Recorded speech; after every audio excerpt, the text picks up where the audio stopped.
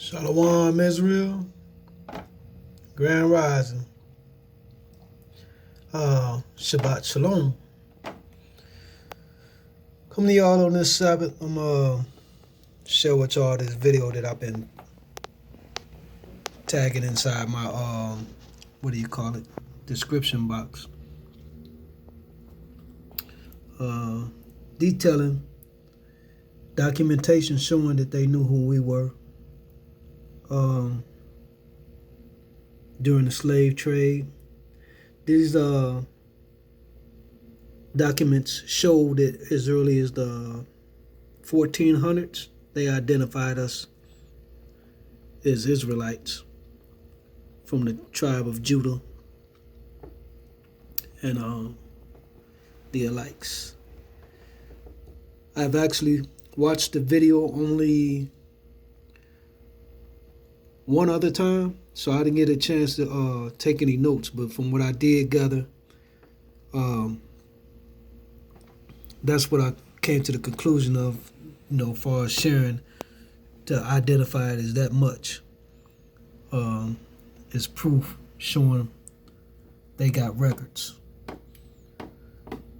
Like I said, I did tag this in the description box. I'm off in a hotel right now. My truck getting some work done to it, but this is what I do in my downtime. I'm a big car fan, car buff, if you want to call it that.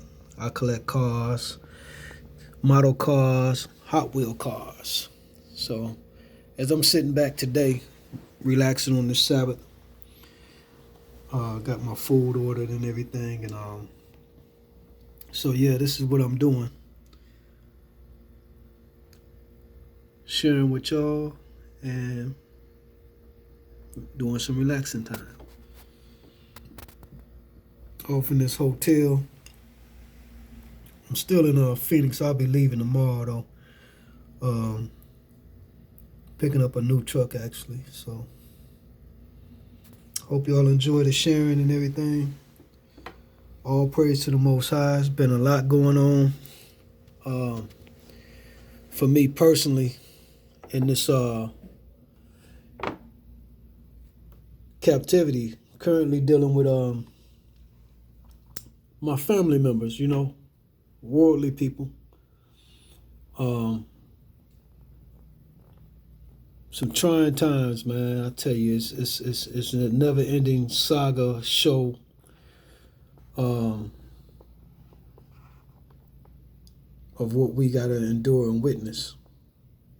I love my people, man, and the Most High is separating us in these current times. He is separating us from them people of this world, that we love.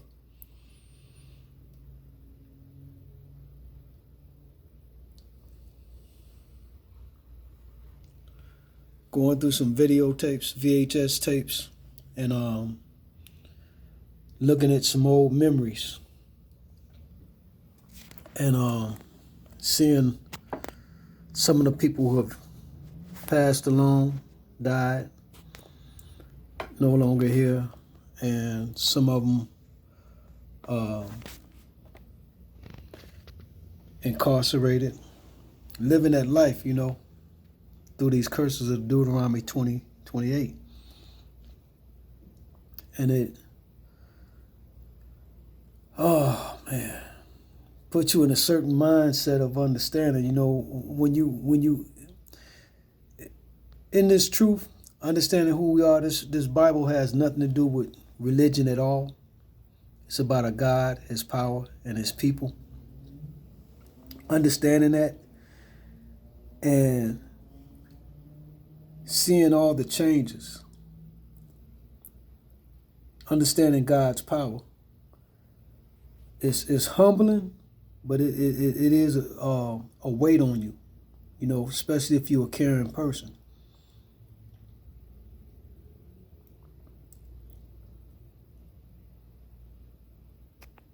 I've done it to myself, being so attached to this world, as we all are. And that's what the Most High is doing. He's letting you see his power. He said he would do this to us. All the curses. And there's different levels of it and different ways it's going to affect a lot of people. But we must endure. Must endure. As I said, I got food coming. I ordered my food. I'm in a situation right now, like I said, had my truck break down. I'm gonna get into this footage and everything, but like I said, I like to chop it up with y'all to give y'all something extra. I'm not a preacher, I'm not a teacher, I'm simply sharing. So this is how I do that, you know. Got a little over 500 subscribers here, and all praise to the Most High that evidently we have like minds. And I'm grateful for y'all spending the time to view the material. Of course, not all 500 plus people are here for the same purpose. You know, it's a percentage of them out there that want to stay informed and know what we know, because they know this is the truth. And then, of course, I've seen some people unsubscribe because some things that I share don't coincide with what they want to attach to this understanding about who we are, who our God is, His power. And I don't feel no way about that. I'd rather them no longer subscribe and follow and be here playing some kind of informant or what have you, you know, because this is not for everybody.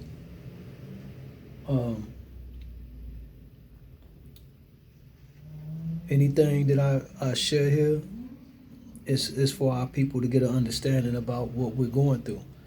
And it is only for us. You know, if there's people out there that's got alternative motives for viewing and following, you know, you'll deal with that and the Most High accordingly. Because I tell you this much. And for even those who doubt who we are or His power or Him, for God to write in scriptures through the curses and the blessings of Deuteronomy that there will be a people that He will have killing in their own neighborhoods, their own, and those over them, set over them to be killing them too, that He would put irons of yoke upon a people's neck, sell them to their enemies via ship for a few generations as bondmen and bondwomen, to doubt that God who wrote that as a curse upon those people, to doubt His power or His existence. Imagine what He's gonna do to you. So we're already going through ours with Deuteronomy.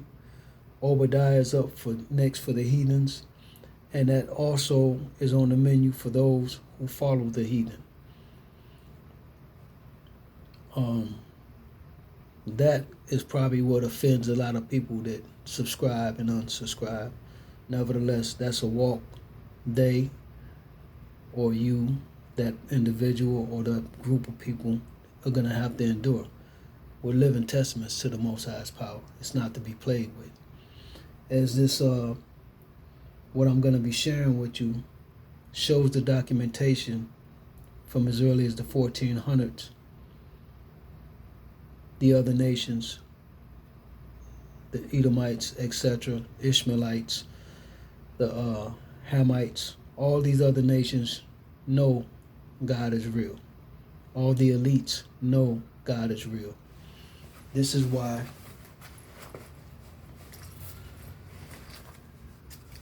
they put on your dollar bill the pyramid.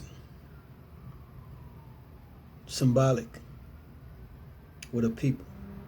The largest and oldest pyramid is in Mexico. It's synonymous with bondage because they know that's a symbol of where God's people are in bondage. The Negroes, the Latinos, Hispanics, the Native Indians, etc. They also put on that dollar bill the eagle, Esau Edel mascot. They know just who we are. And like I say, what I'm sharing with you is going to show that. For people to get offended again, like I say, imagine what your walk is going to be like.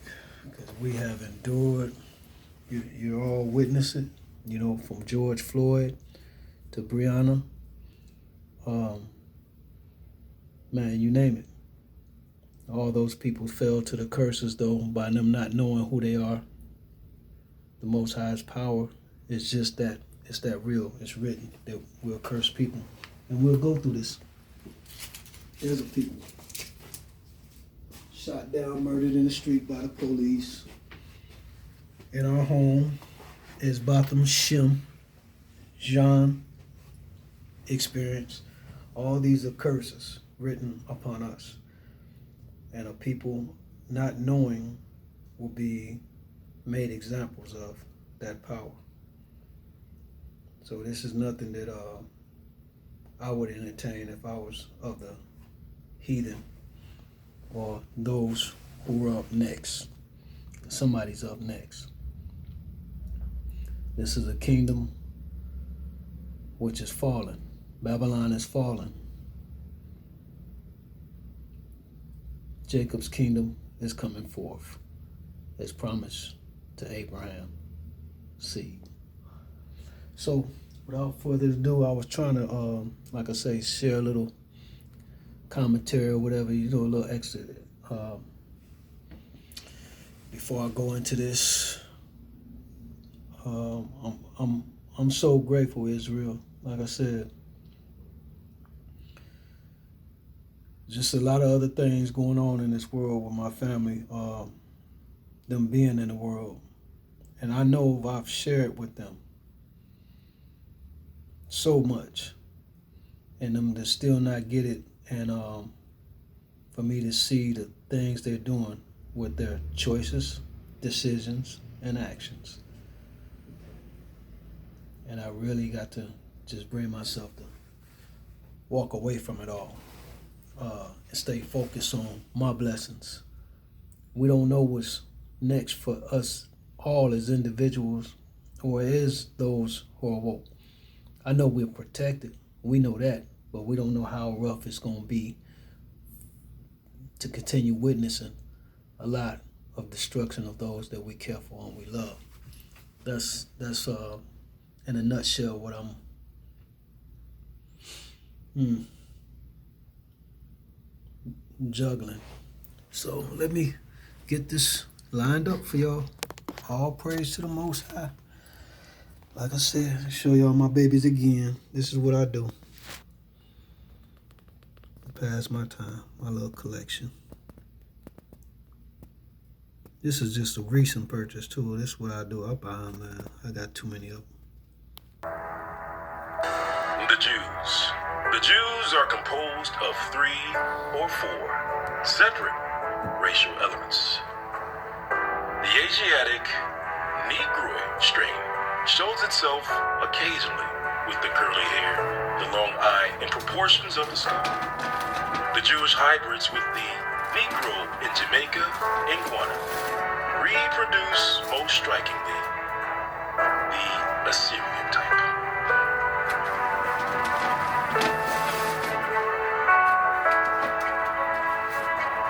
You see, Jews were called Negro, which is the Spanish and Portuguese word for black. Both Spanish and Portuguese Jews were called black Jews. For example, in this quote it reads, King John II in 1492 expelled all the Jews to the island of St. Thomas, which had been discovered in 1471, and to other Portuguese settlements on the continent of Africa. And from these banished Jews, the Black Portuguese, as they are called.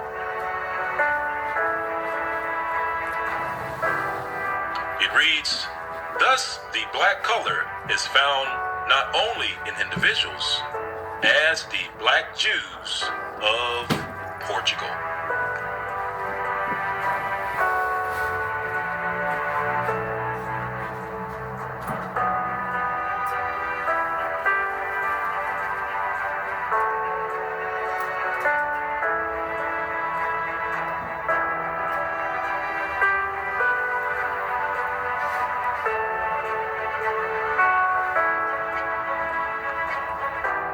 And it reads, "'Tis also a vulgar error that the Jews are all black, for this is only true of the Portuguese Jews, who marrying always among one another, beget children like themselves, and consequently the swarthiness of their complexion is entailed upon their whole race, even in the northern regions." Now notice how first-hand accounts line up with Bible verses, such as Lamentations, chapter 5, verse 10, where it reads, "Our skin is black like an oven, because of the terrible famine." Now, not only did Europeans refer to the Jews as black, Arabs also referred to the Jews as black. Now, the Arab word for black is referred to as Sudan, S-U-D-A-N. The following references read, the Arabic word for blacks is Sudan. And then the reference at the bottom reads, they call it Balad Sudan, which means land of the blacks. Sudan is the Arabic word for black person. Now notice that Sudan is spelled two different ways. S-U-D-A-N is the modern day spelling. However, the antiquity spelling was S-O-U-D-A-N, so Udan, which is simply two words combined into one, so Udan. Now, let's use Google Translate to look up the meaning of the words so Udan.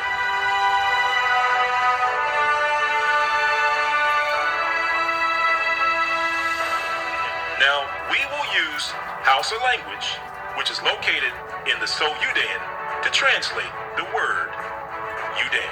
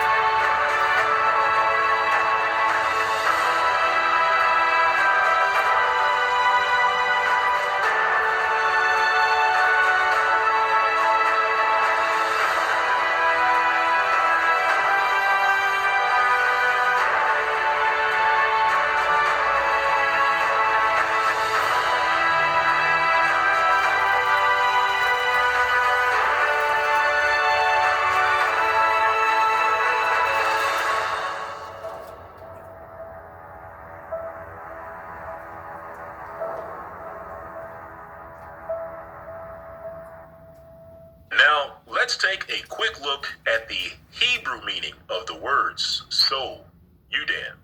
After all, Hebrew is the native tongue of the Jews. To do this, we will start with Strong's Concordance H5471. That's Strong's word H5471, which is so. And if we look at the definition of the word so, it reads, of foreign origin. That's of foreign origin. And if we put that together, we look at the Hebrew translation. So means foreigner or of foreign origin. And Udan equals Judah, which is H3063, which represents the southern kingdom. And if you put the two together, you get foreigners of Judah. So on our map, we have So Yudan, which in Hebrew represents the foreigners of Judah. Now, let's cross-check our Google translation findings using additional references. For example, the index in the back of the Talmud, Volume 3, reads, Yudan, a variant of Judah in the 4th century. And our next reference reads, Yudan equals Judah. Now, let's take a look at additional references to see exactly who lived in the So Yudan. The Jews. The Jews of So Yudan are, according to my informers, divided into many large and small tribes, with whose names they are unacquainted. Their mode of life in some countries is pastoral. But the towns are filled with traders and artificers of that faith, who gain a substance at their several employments in the service of the Muslims, under whose government they live as vassals. This in reference to Mr. Bagwich's kingdom of Yehudi. I may be permitted to say, is the only state of society in which that oppressed nation is suffered to live. And the tribes without security in their possessions, without public revenue or arms, are hourly exposed to insult and rampant form of blind zeal, and active bigotry by which their lords are animated in those countries. The lands occupied by those people cover a wide extent between Messina and Cabi. They are said to be mingled also with the upper Fula tribes, eastward of Timbuktu, and in many parts of Meroe. They have inheritance or are employed as artificers in the cities and towns. As we live among the heathens, says Bashar, so do the Jews in Meroe and Fulani with our brethren, but they are not esteemed like us. For they are a people hardened in their sins and obstinate in their fidelity. The anger of Yah is upon them, and therefore are they given to the rule of the Muslims.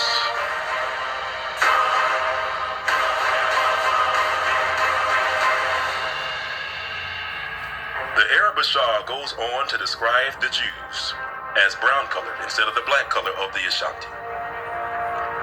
The Arabic word So Yudan and the word Negro, which is the Portuguese and Spanish word for black, were bywords that were used to describe the Jews or the house or tribe of Judah. Now, this was foretold in Deuteronomy chapter 28, verse 37, where it reads, And thou shalt become an astonishment, a proverb, and a byword among all nations, whether Yah shall lead thee. Now, we will discuss another byword for the Jews, or for the house of Judah. It's one of the more controversial bywords.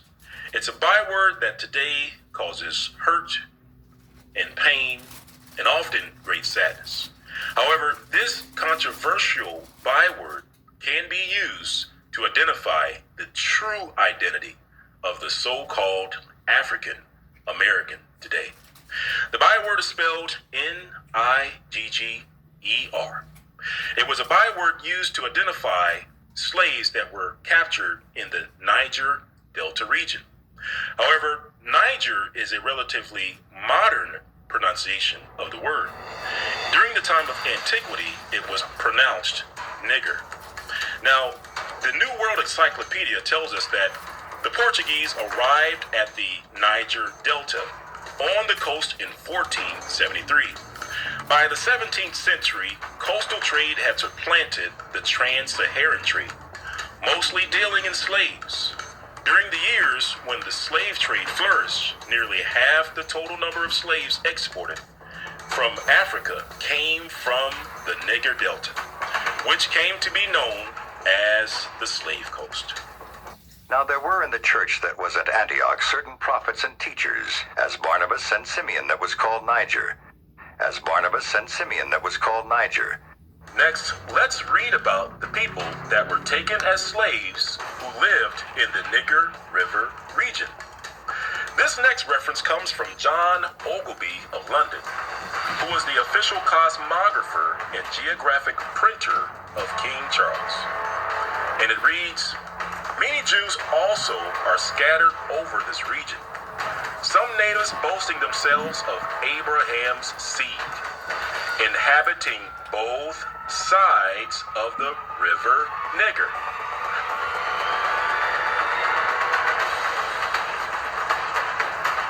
Others are Asian strangers who fled thither either from the desolation of Jerusalem by Vespasian, or from Judea, wasted and depopulated by the Romans, Persians, Saracens, and Christians, or else such came out of Europe, whence they were banished out of parts of Italy in the year 1342, out of Spain in the year 1462, out of the Low Countries in 1350, out of France in 1403, out of England in 1422. These all differ in habit and are divided into several tribes, having no dominion, though both wealthy and numerous, but despised of all nations, and so abominated by the Turks that they are not permitted to be Mohammedans, unless first baptized, and then no otherwise made use of than to receive their customs and to gather their taxes. Skipping to the bottom paragraph, it reads, "The idolaters are numerous in Negro land, Upper and Lower Ethiopia, and towards the great ocean, except, as we hinted before, some few who by the industry of the Portuguese and the Spain have been converted and baptized in several places." In case you're wondering, who are these black Jews living in the Niger River Delta region on the west coast of Africa? We need look no further than another book authorized by the official cosmographer and geographic printer of King Charles himself. This comes from a book called America, An Accurate Description of the New World by John Ogilvy.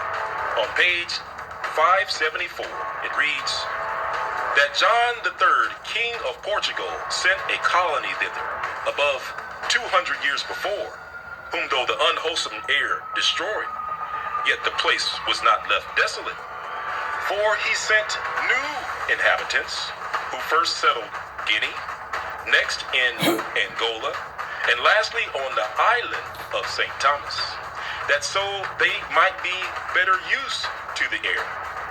That the said king sold all those Jews for slaves that refuse to embrace the Roman religion, and caused their children to be baptized, from whom, coming thither in great numbers, most of the present inhabitants were descended.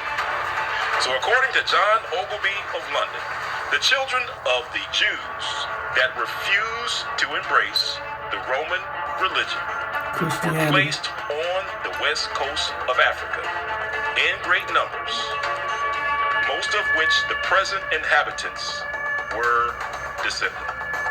In being baptized, a mark was placed on their hands and on their foreheads. As we read, the cardinals that was... That's documentation for religion. Our book is not about religion. It's an owner's manual for the children of Israel, the 12 tribes of Israel, which with religion They gave you a new God, Jesus. With his baptism, our people did not baptize. We anointed with oils. Satan seeks to be like the Most High with their creation and give you an alternative, which is religion. To obfuscate being come with the canons of that church, the ceremony was begun with blessing the water.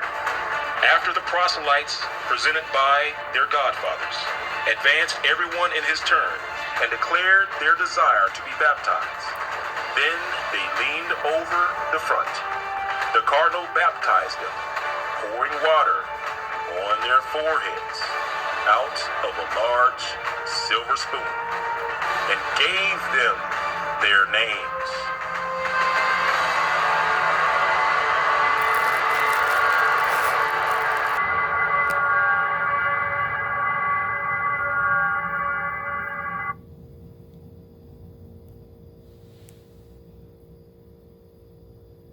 We've been through the pain of colonialism, and today we're going through colonialism, new colonialism. In the sense that what I'm trying to say is that there was a time when we saw the white man, our colonial powers, as our enemies. But I think, no, not that I think, something that is worse than an enemy is a traitor. Yes. And when we won our freedom, some of our countries were led by some of the most noble nationalists, of our time. But at the same time, with the passage of time, some of them became treacherous and rather betrayed our aspirations. In effect, what I'm trying to say is that as bad as an enemy can be, I think something worse than an enemy is a traitor. We've ended up evolving in the process of trying to modernize. We've ended up being westernized to the point where, as I sit here before you, when I wanted to even name my children African names, heroic names, I'm a Catholic. The Catholic Church, or that character, back at home, said, no, I cannot. They'll have to be Catholic names. I mean, those Catholic names are European names. According to the cosmographer and geographic printer of the king, along with additional references, the Black, Portuguese, and Spanish Jews were placed on the west coast of Africa in great numbers. Now, let's look at additional references to see why the Jews were placed on the west coast of Africa. The Jews and Moors in Spain, page 214, and it reads, "The king's creed awoke again simultaneously with the reawakening of his greed. He issued an edict which threw even that of Torquemada in the shade. All Jewish children below 14 years of age were torn from their parents' arms, dragged into the church, baptized.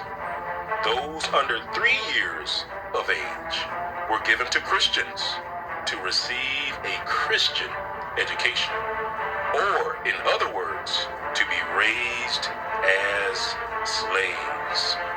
Those between 3 and 10 years of age were put on board of a ship, conveyed to the newly discovered, unwholesome island of St. Thomas, called the Isles of Perdition, which was colonized by Portuguese, condemned criminals, or Portuguese Jews, condemned by the Inquisition, to fare there as best they could. Those between 10 and 14 years were sold as slaves. Then indeed the cup of their affliction was full to the brim. It was a stern truth in which the new uttered when he said, "The Jews have experienced fully unequal skill of the church in administering pain. Mothers cast themselves at the feet of the tyrants and pitifully begged to be taken with their babies. They were heartlessly thrust aside. Hundreds of mothers, mad with despair, ran behind the ships as they carried off the idols of their heart and perished in the waves. The serene fortitude which the exiled people had borne so many and such grievous calamities gave way at last and was replaced by the wildest paroxysms of despair. Piercing shrieks of anguish filled the land. Childless and heartbroken and brokenhearted, they now sought to leave the land, but they were told that they had forfeited their right, and they were given the choice between baptism and slavery.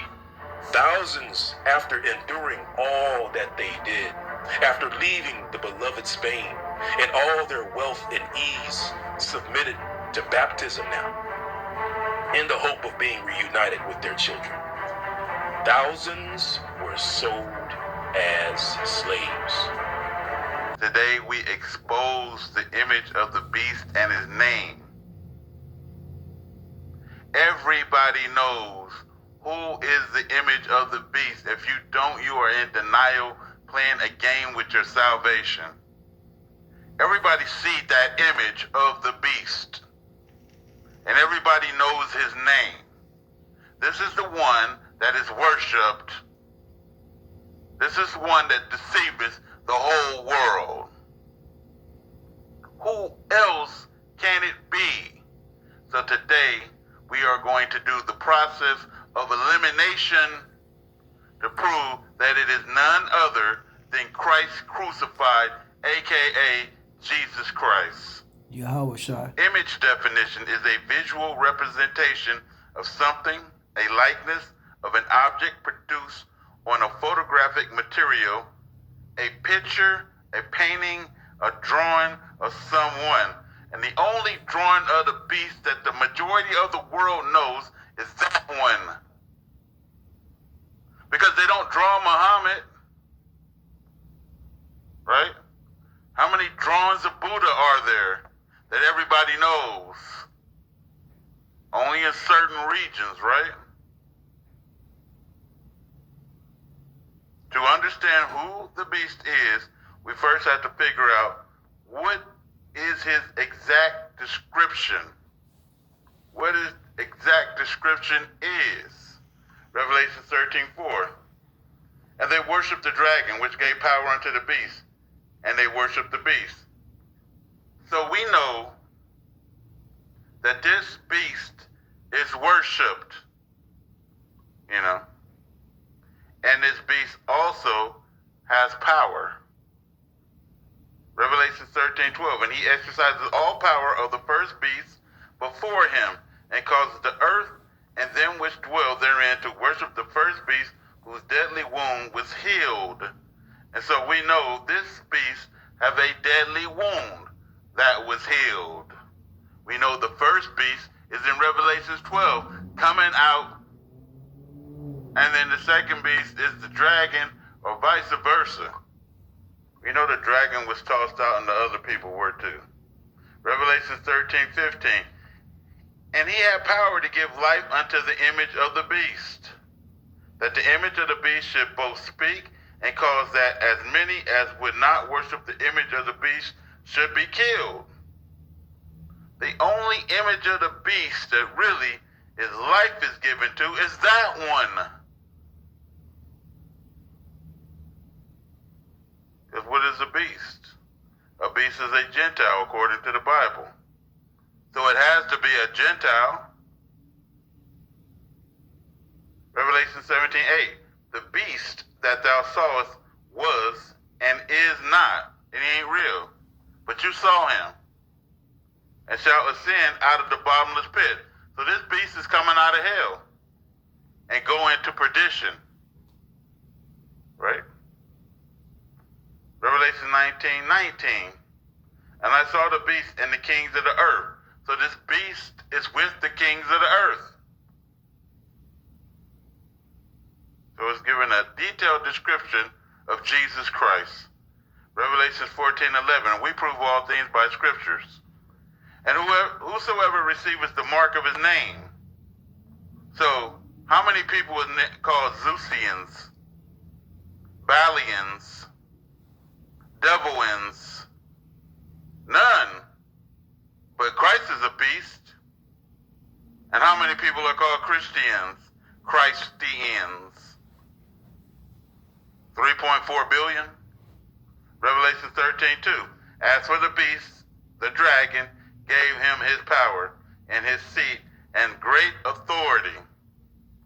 So we know he got power, a seat, and great authority.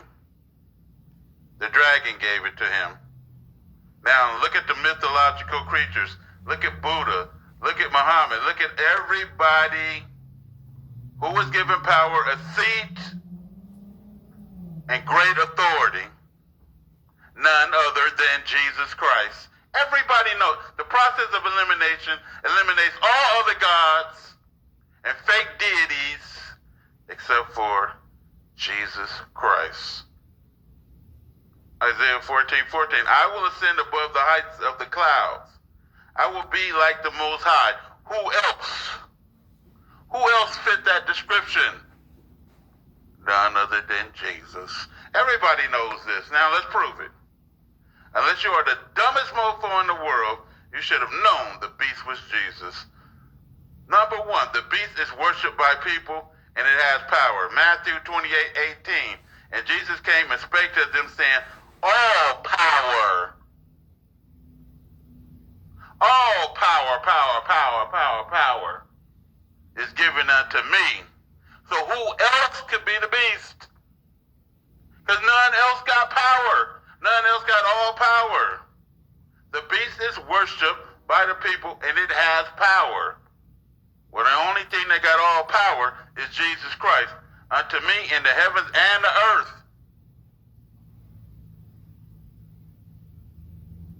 Case closed right there. There go your beast. But let's keep going. To answer the rest of them, the beast had a deadly wound that was healed. John 19:34. But one of the soldiers with the spear pierced his side, and forthwith came there out blood and water. Right? That's your deadly wound. Give me another beast with a deadly wound. Was it Muhammad?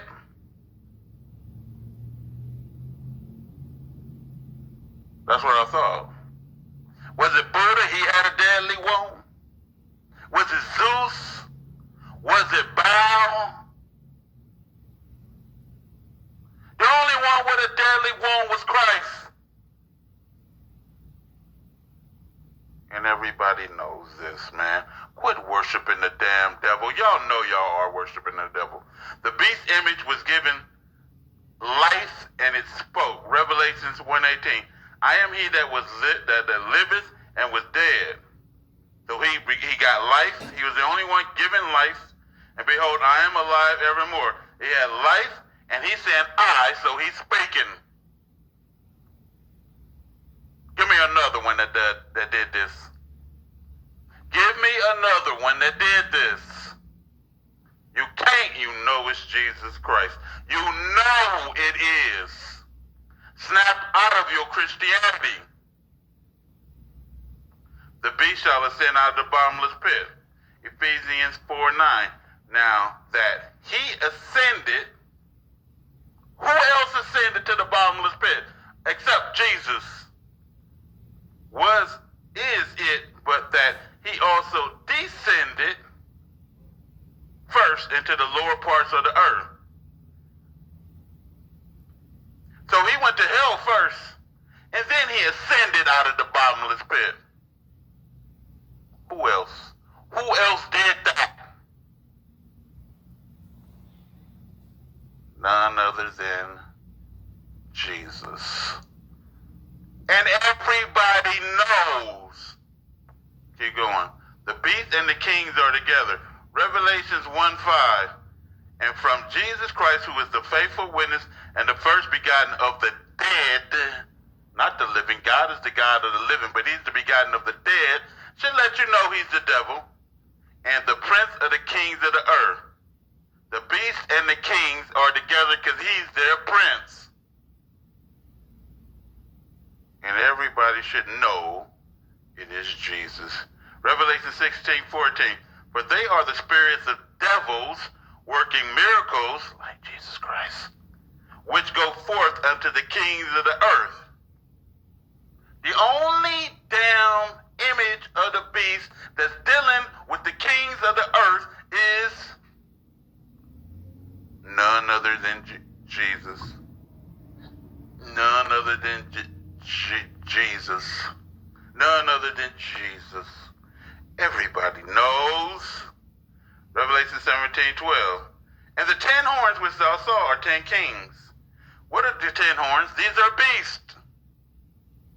Horns are beasts, according to the Bible, which have received no kingdom as yet, but receive power as kings 1 hour with the beast. If all power and authority was given to Christ by the Father, aka the Red Dragon, who else is exercising power and authority? None other than Jesus Christ. Keep going. Revelation 19:19. And I saw the beast and the kings of the earth gathered together. Again, the beast and the kings are together. None other than Jesus Christ. The beast has a name, and we know the beast is named Jesus Christ. Matthew 1:21. And he shall bring forth a son, and thou shalt call his name Jesus Christ. That's the name of the beast that everybody knows. The only people that worship the beast and has his name is Christians, Christ's Christians. Take ENs off and you got Christ. And this is, again, like I said, I'm going to tag these 2 videos inside the description box on this. That was Wrap the News on that last piece there. Like I said, giving this detailed description of how Satan, Yahweh, Jesus, tries to be like the Most High. The Most High has 12 children that he calls his only child is Israel. The Most High says this. He has no other children. So Jesus, Yahweh, cannot be his son. Yahweh, Jesus, tries to be like the Most High. The Most High got, like I said, 12 children of Israel. Jesus has 12 disciples. We anoint with oils. Hebrews, Israelites. Christ gives you baptism. So all these signs of identification are out here, and we have them. People staying attached to what they were given through colonialization and enslavement, the children of Israel. This is what you're dealing with. You got to ask yourself, is it worth it to continue to go against the Most High, ignore these curses that were placed on us as a people? Is it worth it? Because if you're living this, you're a testament to his power. And what is coming next for the heathens, for the Gentiles, the Edomites, as Obadiah details. I'll put that in the description box too. Do you know what you're signing up for next? And like I said, for those offended, take your offenses up with the Most High. I've been endured, seen enough. I continue to see those that I love deny the Most High. That is what got us into this punishment of Deuteronomy, the curses, for our people denying and disrespecting and going against the Most High's laws and commandments, which everything is about. This book is about a God, his power, and his people. Everything else we witnessing and living to be a part of, breaking our neck to be a part of, it's a matrix. We've had a job done on us. But continue to seek the Most High. Let him get you through this. There's blessings coming. We're getting there now. He's bringing forth a new kingdom. This is part of the process. So with that, I'm going to get me some rest. I'm tired. Got a lot on my mind, but I'm going to let my mind be free for this Sabbath and do as I'm commanded to do. Stay out of the way and do it evening of rest. All praise to the Most High. Y'all stay focused, Israel. The blessings don't stop. All praises. The Most High only. Shalom.